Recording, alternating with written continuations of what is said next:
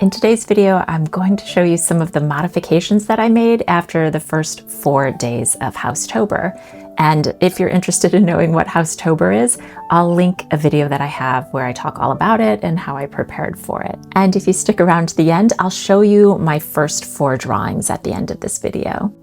This is everything that I have to complete my Housetober challenge. I have it deliberately compact so that I can take it anywhere with me. This is how I had everything. I'll give you a really quickie tour just for anybody who didn't see the previous video, which I'll link in the description. I have a mechanical pencil. It's 0.5 millimeters. I have 2 cut down shish kebab skewers that I use for measuring or just testing angles. The Pentel Click Eraser for erasing things. And then I have a selection of my Prismacolor Premier fine liners. I have sizes 005, 0103, and 05. And then I put an extra 005 and 01 over on the side in case these run out for any reason.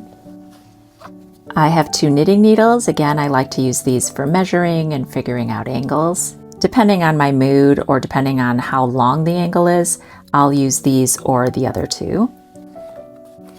I have a few sheets of scrap paper, which is always handy to have, and my academic divider. If you don't know what this is, I'll link the video where I explain everything about it and a little bit about how to use it.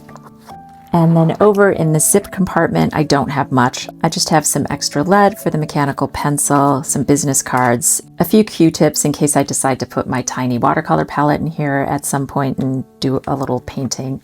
And then I have my kneaded eraser in here.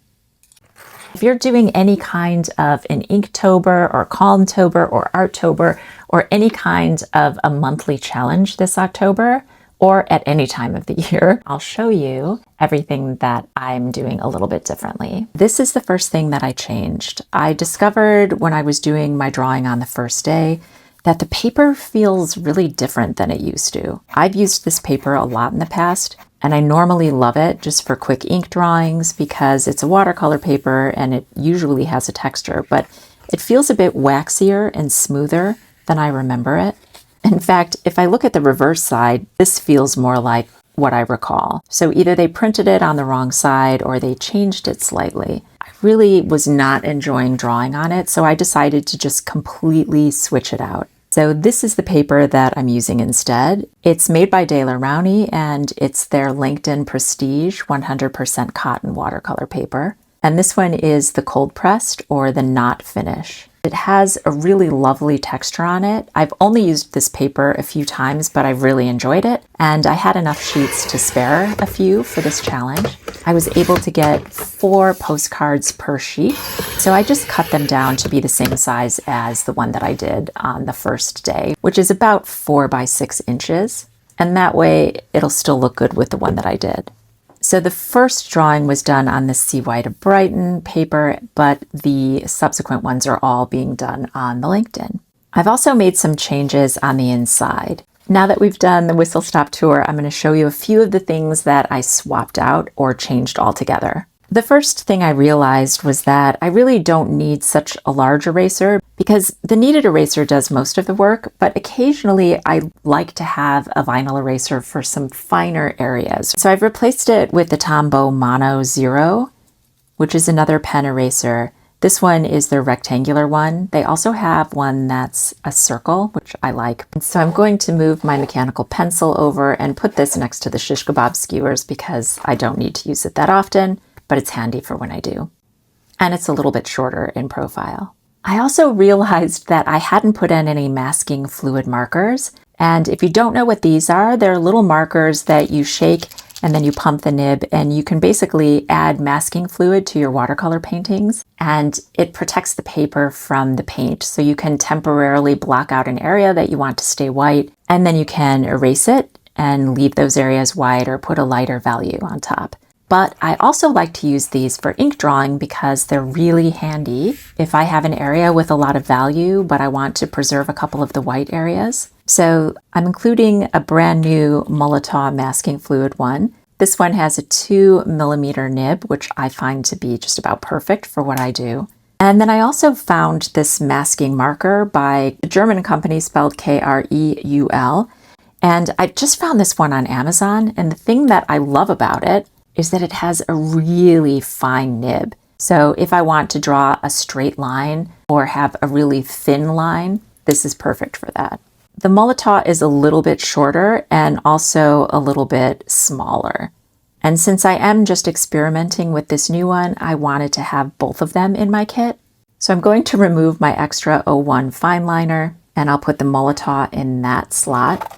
And I'll put this other one just behind here for now. I also realized that I didn't have any measuring devices, and sometimes I like to use a ruler for straight lines. Even though I can use the knitting needles for that, if I want to measure anything, I always like to have a little metal ruler in my art kit. And so I'm going to put that right there. Sometimes I'll use a vinyl eraser, either this one or the Tombow or the one on the back of my mechanical pencil for erasing my masking fluid. And it can be done, but you have to be a bit careful not to tear the paper. The best tool for removing masking fluid is a natural rubber pickup.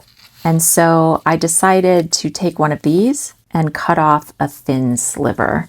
I don't need to carry a full block, and it is a little bit more cumbersome to use something so large. So having something that's a little bit thinner like this is perfect, and then I can just add that to the pocket next to my kneaded eraser. I'm also including another shish kebab skewer. This one has a point and it's a little bit longer. It's just one that I had in my studio, but it really comes in handy and it doesn't take up much space. So I'm just putting that in the pocket here. So those are all of the modifications that I've made so far. If you're interested in joining me, I will be posting videos every 4 days on Instagram. I'm also very active with this over on my Patreon. I'm giving links to my photos that I'm using for references, as well as images of my artwork as I go through this whole month. And it's really nice because some of my patrons are also sharing their work, and I just love the buzz of the community posts that I can see what other people are doing. So it feels like a really fun, exciting time for me to be doing this drawing challenge. So if that's something that interests you, head on over to Patreon and you can join us over there. For my version of Housetober, I do a little ink drawing every day of some type of a house or a building, and I have 8 different themes of 4 drawings each.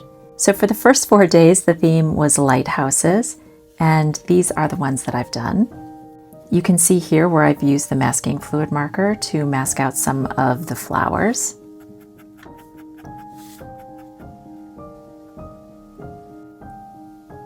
And this is the second one.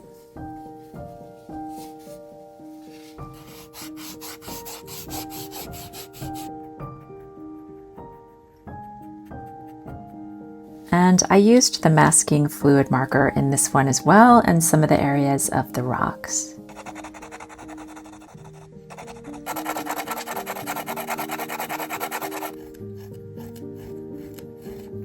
And then my last one is right here, and I used the masking fluid markers, both of them, to mask out the flowers in the foreground and some of the stems, as well as some of the areas on the buildings and in the distant mountains. And in that way, I'm able to add marker around it freely without worrying about getting into any of the areas that I want to remain white. Obviously, you don't need a masking fluid marker to do this, but when I'm doing a drawing every day, it really helps me to get things done a bit more quickly. So these are my first 4 drawings, and I'll be starting the next theme today. I would love to know if any of you are doing any kind of a drawing or painting challenge this month. Let me know in the comments what you're doing. Thank you so much for watching. I hope that you all have a beautiful day and happy drawing.